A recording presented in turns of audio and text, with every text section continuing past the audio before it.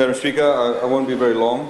Madam Speaker, again, I'd like to recognize the fact that the Honourable Prime Minister is away overseas, and that's why he's not able to give his right of reply. He, as we know, is carrying out the efforts that Fiji has been given the responsibility of. Those people who made some incorrect statements, we were in fact asked by the USA, led by other countries, to take up the presidency. For the record, Honourable Randondo, Saloti Randondo, doesn't know what she's talking about. Madam Speaker, this essentially signifies the great level of confidence that the international community actually has, and countries like USA actually had in Fiji, to actually put up our name for the presidency. Madam Speaker, and again we implore the opposition to please, they talk about bipartisanship, please look at this matter at a national level, at an international level. Don't do political point scoring, which they have been doing. Similarly, Madam Speaker, I want to actually link this to the economy.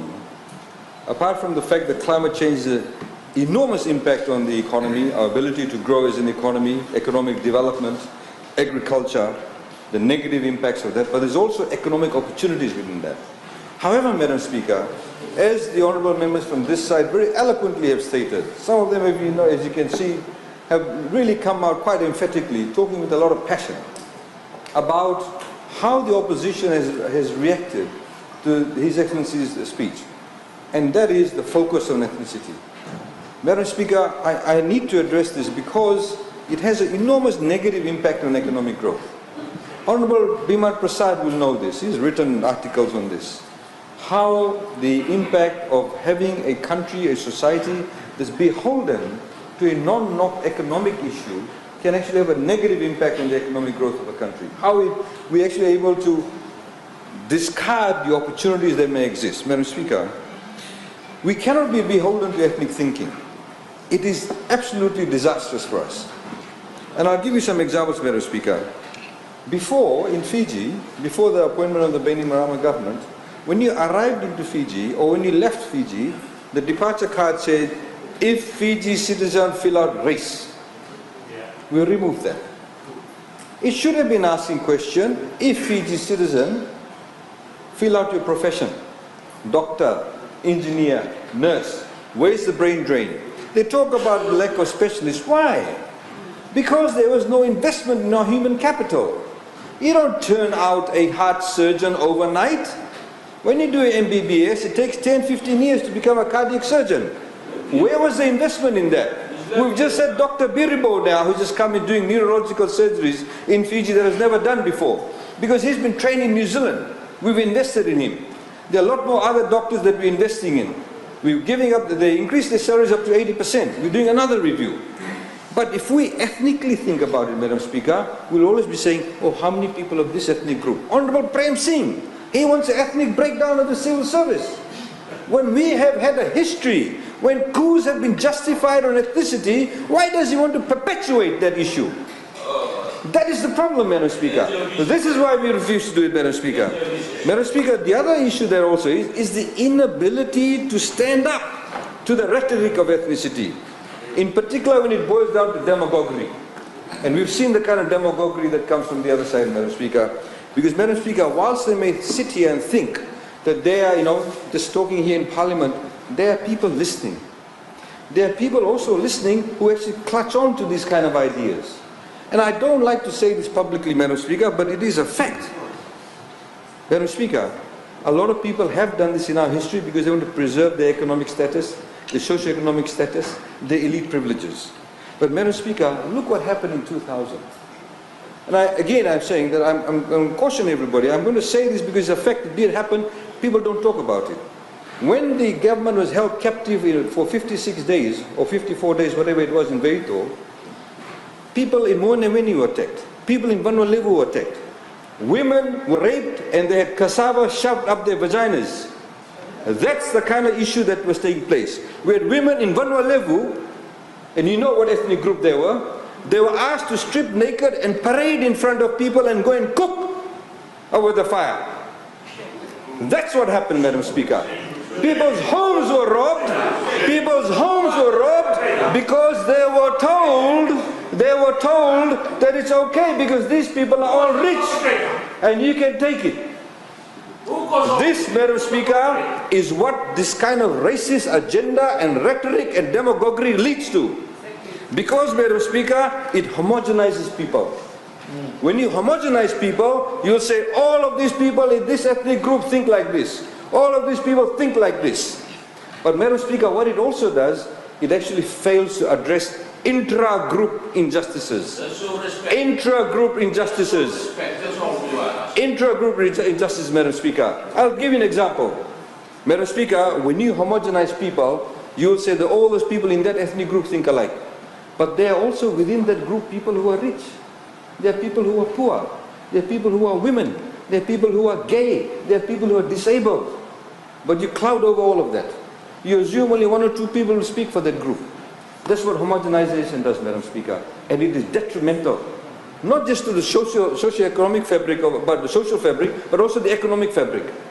The 1997 Constitution they talk about, homogenization led to this. Out of the 23 Itauke seats that were reserved for the Itauke people, only 6 went to urban Itauke people. At those times we used to call them Fijians. 6 urban Fijian seats. When nearly 50% of the voters of Itauke were living in urban areas. That's what you call gerrymandering. The province of Namosi that had a seat had a voters of about 3,300 people. They voted for one person. The province of Danroga had 19,000 voters. They voted for one person. Is that equal suffrage? Universal suffrage? No. It's not. It's what you call gerrymandering. In some countries it is actually illegal to do that. That's what homogenization does, Madam Speaker. Madam Speaker, the reality is that we need to get away from this way of thinking. Scholarships, Madam Speaker. When they had scholarships based on ethnicity. I know personally people who are related to me. The Itauke scholarship, what they used to call the Fijian Affairs Board. We had certain children of chiefs who kept on failing but kept on getting the scholarships. Some of them took 10 years to do a degree. But the ordinary Koma Itauke guy who got even a very high mark did not even get a peek even at the scholarship. They did not even get a peek at the scholarship.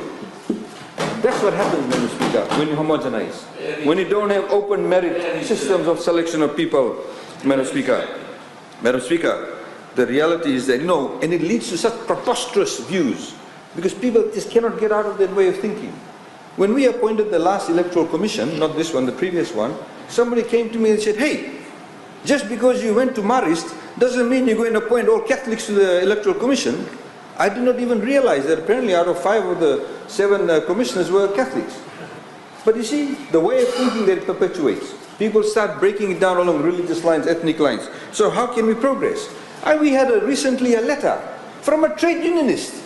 Trade unionists, Madam Speaker, are supposed to look at the socio-economic issues, on class issues.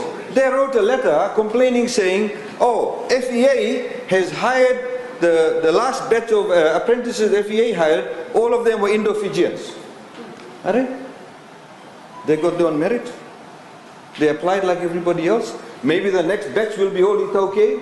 Maybe the next batch will be all Eskimos. Maybe the next batch will be Chinese. Maybe all next batch may be all from Rewa. Maybe all next batch will be from wherever else. But they've got their own merit.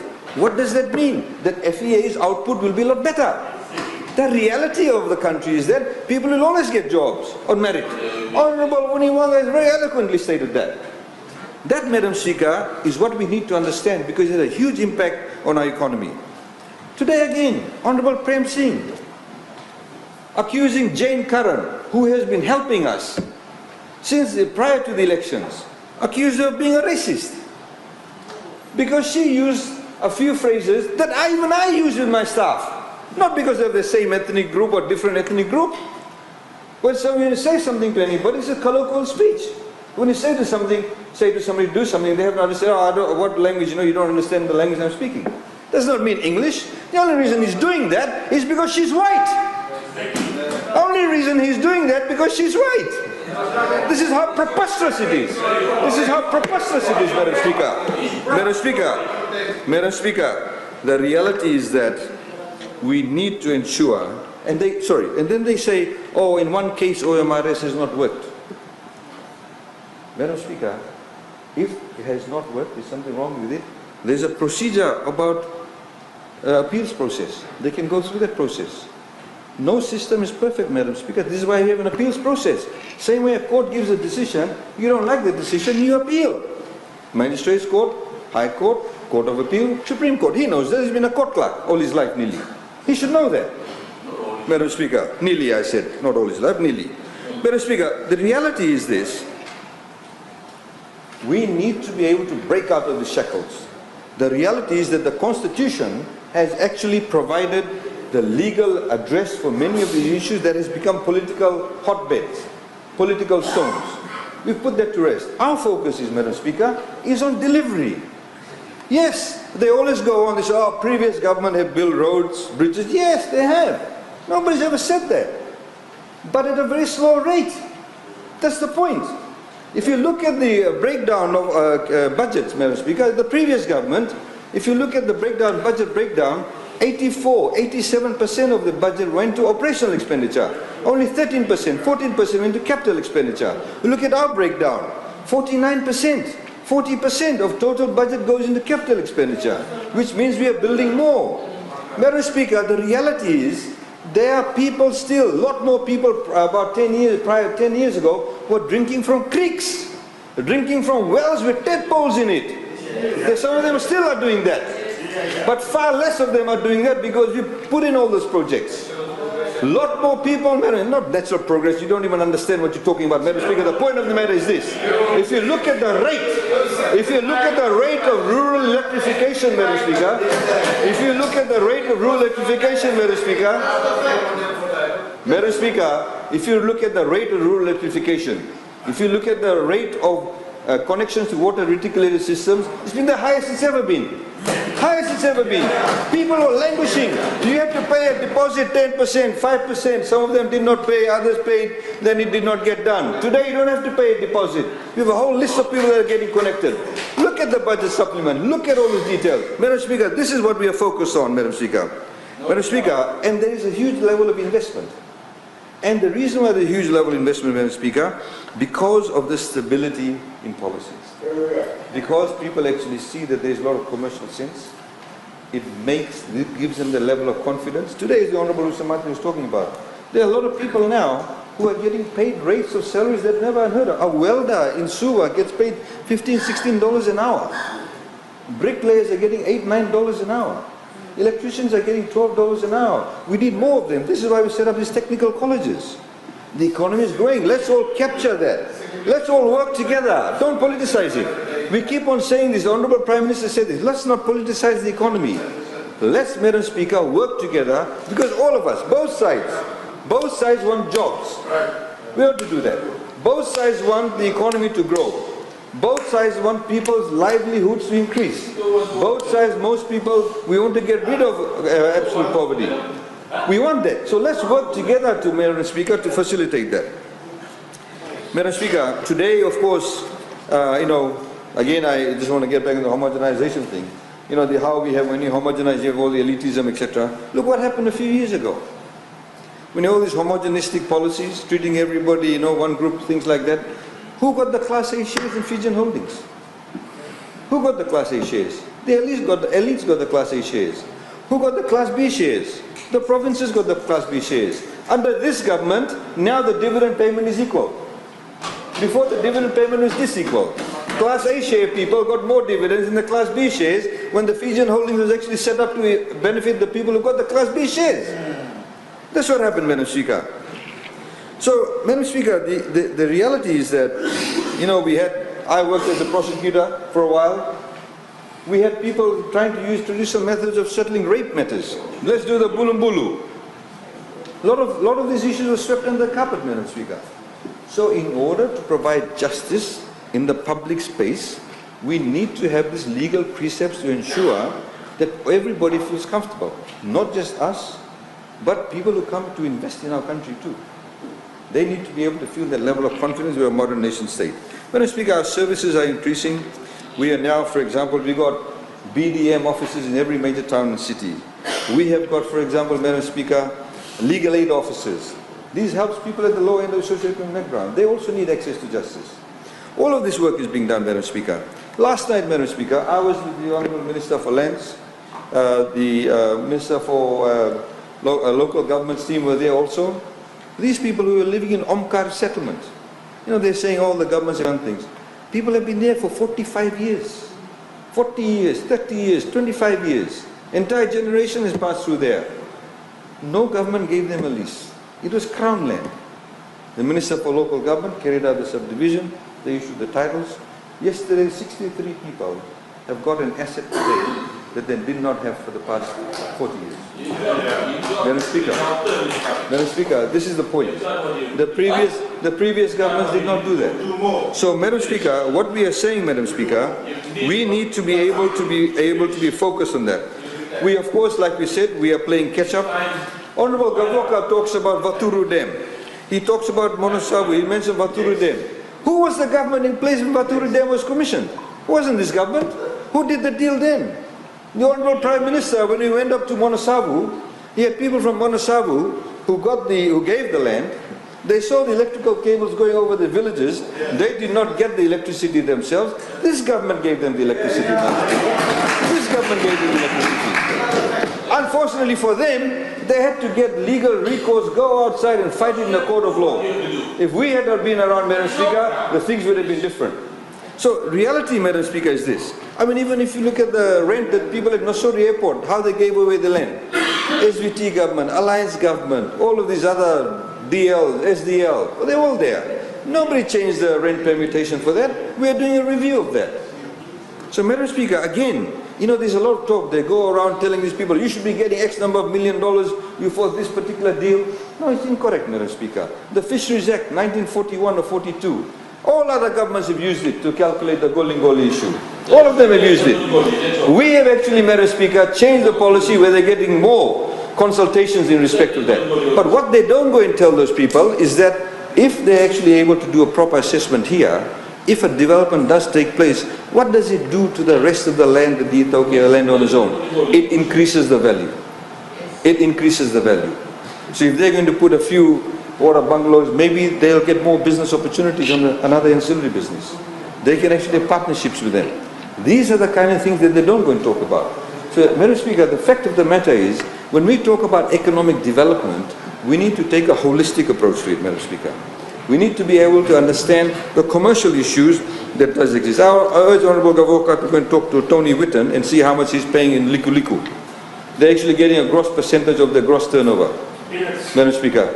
There are other issues, Madam Speaker, that think that they contribute. He talks about the Tavarua.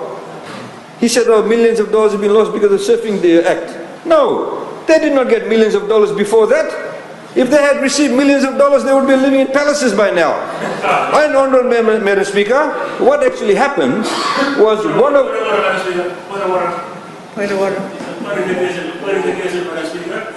They were getting about $700,000 a year, around that. So over the last 10 years, or whatever they've been stopped from doing it, it would have gone into millions. Thank you, Madam Speaker. Madam Speaker, if I can continue. And the payments that were being given, one or two chiefs got the larger lump sum. That's what he's not saying. One or two chiefs got the larger lump sum. After the Surfing Act was put in place, I had one or two of those chiefs calling us, saying, wait, what about my payment? That's what used to happen, Madam Speaker. Even if $700,000 was equally being given to everybody, they would have a different economic situation. But what they are not saying, Madam Speaker, is today, they actually have business opportunities, because before what happened, Tavarua had exclusive right over that reef. So even if I'm living in the village and a surfer comes to me and says, can you take me in my punt to the cloud break? He can't do that. They can only go one Saturday in a month. That's what used to happen. Today, Madam Speaker, anybody can go. A lot of these people who actually have their punts, these people hire their punts and they're making money from that, Madam Speaker. And this brings me, Madam Speaker, to the other issue. Is the equal distribution of land lease monies. Madam Speaker, so many commoner Itoke people are very happy with the equal distribution of land lease monies. They are being economically empowered. They are improving their lives. Based on that, Madam Speaker, they said, oh, the Itoke Lands Trust Board is being politicized because the Honourable Prime Minister is the chairman. Because, you know, he's the Prime Minister, he should not sit there. I pulled out the list of all the people who were the chairman of TLTB. Honourable Lalam Balabu, I see your name there too. You were there, exactly. You were a political appointment. So your people are saying that just because the Honorable Prime Minister here, Vorenge Beni Marama, is the chairman, is that because of his appointment as chairman, therefore TLTB has become politicized. But chairmans of TLTB have always been political appointments. So what's the difference? I've got a whole list, I can give it to you here. Even your leader outside this parliament was the chairman for so many years. Was it not politicized then? Just clarification as well, Madam Speaker. The Honourable Attorney General, the Acting Prime Minister, needs to check his facts right. He's mentioning my name by saying that I brought that up with that the chairmanship should include the Prime Minister. I'm sorry, Madam Speaker. That is completely false. Madam Speaker, I did not say Honorable Lalan Balagu said it. I said the other side said it. I said they are politicizing it. I didn't say you, Honorable Lalan Balagu. And the list is here, Madam Speaker. You see, Madam Speaker, what this goes to show is the disingenuity on the other side. Just political points. Honorable Kiliraki, I don't even want to start over the things he said. Reality is, Madam Speaker, is that we need to be able to focus on the economic development. We need to be able to ensure that whether it's the landowner, whether it's the squatter, whether it's the woman, anybody, Madam Speaker, irrespective of ethnicity, as long as they're a Fijian, that we are able to help them. And that, Madam Speaker, is exactly what His Excellency our President was saying. That's exactly what our Honourable Prime Minister is doing and has been saying. Many of the things, Madam Speaker, that we are saying, they're saying make Fiji free. Fiji has been never more freer than before. Because, I'll tell you why. I'll tell you why. Because today we are discussing issues and topics that were before taboo. You could not talk about it. And that as a result, Madam Speaker, was holding our country back. We are able to now air out issues freely, openly, into the public space. They say the media is restricted. How is the media restricted? There is absolutely no restriction on the media to report on anything they do, they say. Neither on us. You see, the fact of the matter is, many things have progressed very, very quickly from 2014, 13, 14 in Fiji. This side of the House, the Honourable Prime Minister and his team have moved along really quickly too. We've made changes. We've done a lot of things. They are caught in a time warp. They are not able to reconfigure themselves. I'm appealing to them, and I'm not saying this with any kind of, malice. Please, reconfigure yourself for the sake of our country. 69.4% of the entire population of Fiji lives below the age of 40. They want to hear and see much better things, in particular coming from the opposition. This is your cue for your campaigning material I'm giving you now. Madam Speaker, the reality is that, Madam Speaker, the reality is that today we have an economic situation where we have high levels of investment. We have 8 years of growth projected for another 2 years, Madam Speaker. Inequality has dropped, as I mentioned, and let me highlight again. What is really interesting, Madam Speaker, before I highlight that, the recent survey by the Bureau of Statistics shows that the number of school dropouts has dropped from 31.9% in 2010 to 2012 to 4.8% in 2015-2016. A huge amount. But, Madam Speaker, what is actually interesting is that, 31.9% of the people who dropped out of school in 2010 and 2011 said that they are dropping out because of cost of going to school. Only 4.8% in 2015-2016 who dropped out of school said, I'm not going to school anymore because of cost. So, Madam Speaker, what it goes to show is that government's policies to make education more inclusive is actually working really well. A lot more people today are attending school because they do not feel the cost burden.